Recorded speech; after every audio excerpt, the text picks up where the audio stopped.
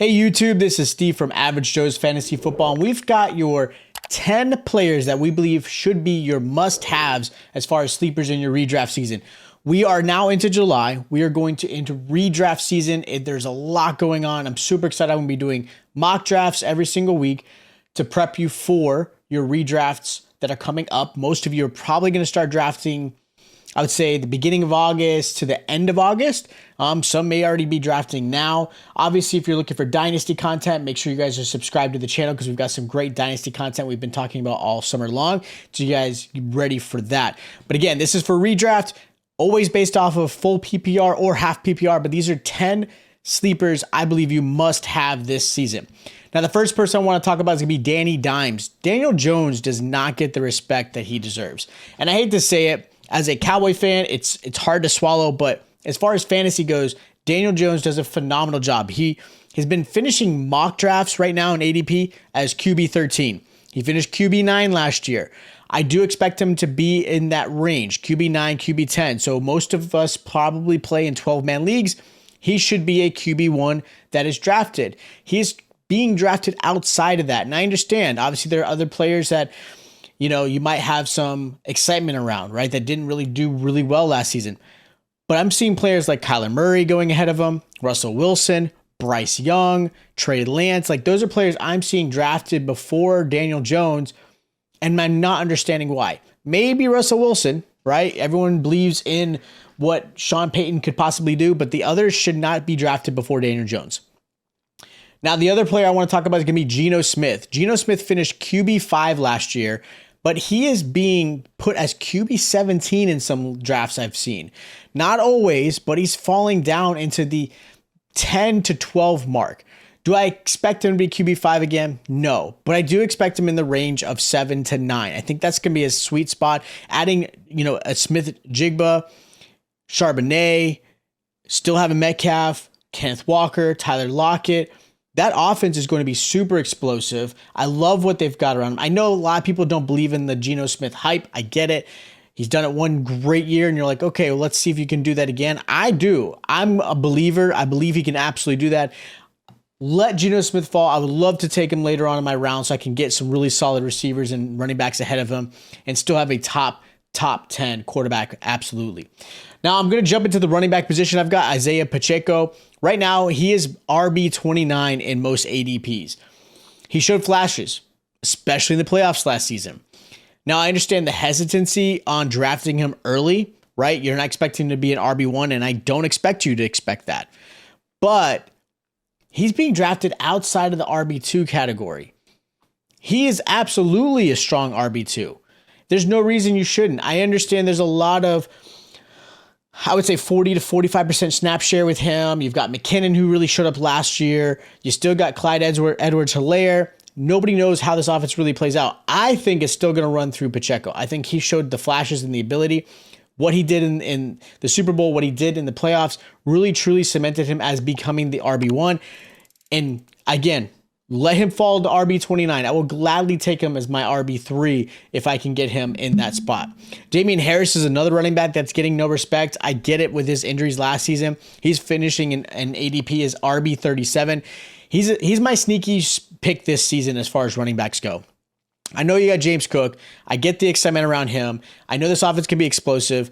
I just love Harris a little bit more. Now, Buffalo does have to show me some love to the running back position. They don't utilize them properly. So I do hope there's some changes there.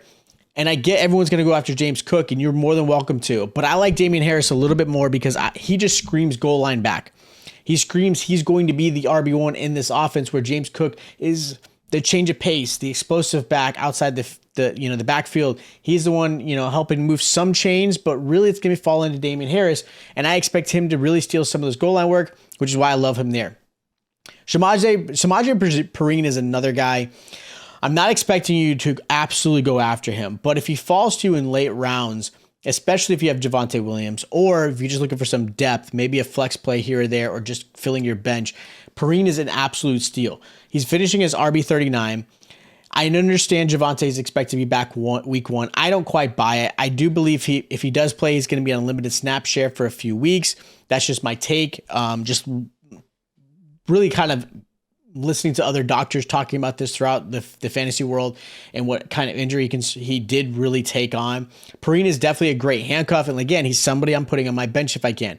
When he played significantly last year, those 3 games where Mixon was out, he was RB2, RB10, and RB3 in fantasy. He averaged 23.6 points a game in those 3 games that he significantly had to play. Do I expect him in this offense? No. But I do think he can be a really good running back that can actually provide a great, I would say, again, handcuff/flex play, depending on how this offense goes and what happens with Javonte Williams. Now, moving on to the wide receivers, I got Jahan Dotson. Dotson's right now being put as the wide receiver 38. Again, a wide receiver 3 or flex spot. He averaged 10 points a game as his rookie year when he did play. He showed flashes. He was absolutely a red zone threat. He had 7 touchdowns in the 12 games he played. I do believe if he had not missed in the middle of the season, I think he would have only improved drastically.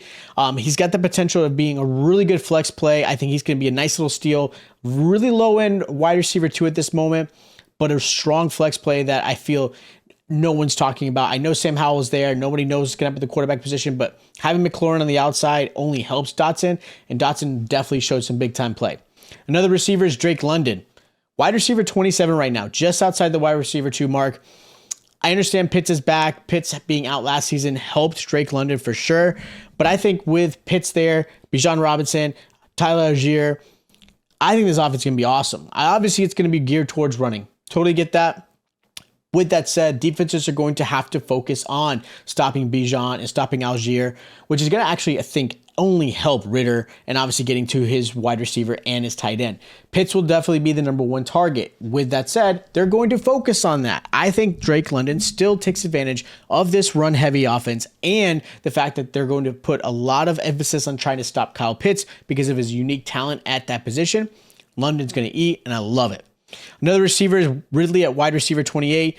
I get it. He's a little bit older receiver. He's missed some time with the gambling situation and being suspended, but he is very talented. He was great, and a lot of people forget what he was like when he played for Atlanta before he got traded over.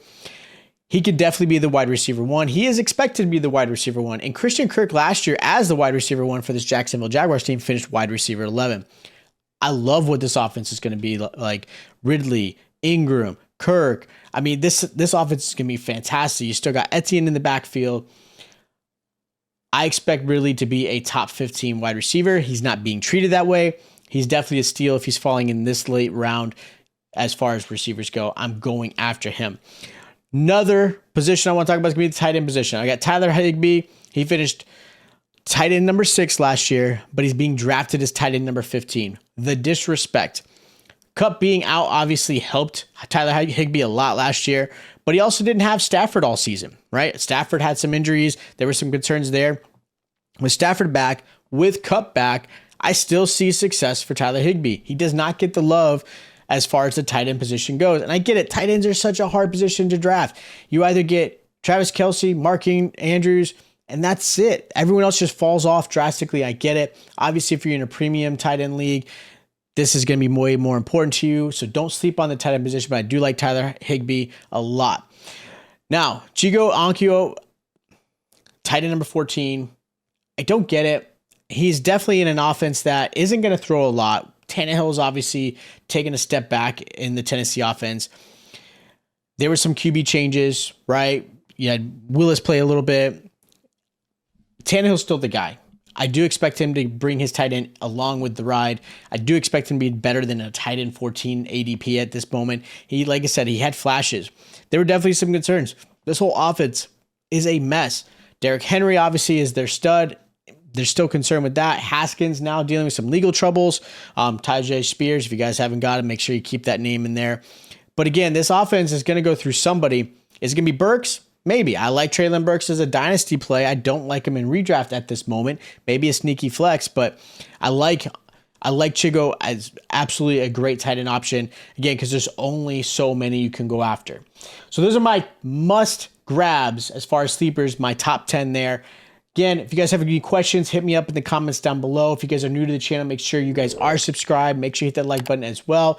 Also, the notifications, make sure they're on because we're going to be doing content every probably every other day at this point with the season coming along. Obviously, during the season, we're going to be doing videos just about every day to get you guys ready for your lineups, waivers, all that fun stuff, talking trades. If you guys do have trade questions or if you're starting to draft, anything like that, again, hit us up in the comments.